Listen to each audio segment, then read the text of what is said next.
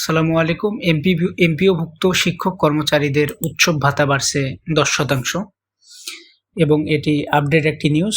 যারা এমপিওভুক্ত শিক্ষক ও কর্মচারী আছেন তাদের জন্য এটা স্বস্তি সংবাদ হতে পারে।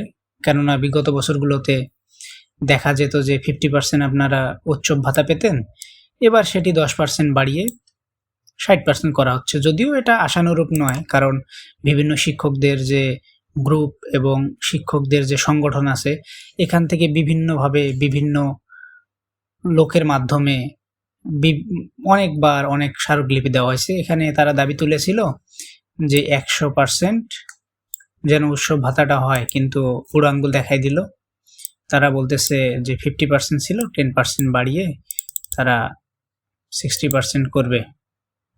তো এটাও যদিও খুব কম, কিন্তু মোট হিসাব করলে দেখা যাচ্ছে যে অনেক টাকা বেশি বরাদ্দ দিতে হচ্ছে এই খাতে।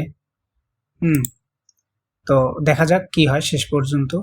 যদিও ডিওল এটা জারি হয়ে গেছে এবং এটা 10%ই বৃদ্ধি পাচ্ছে, এটা একদম চূড়ান্ত সিদ্ধান্ত তাদের।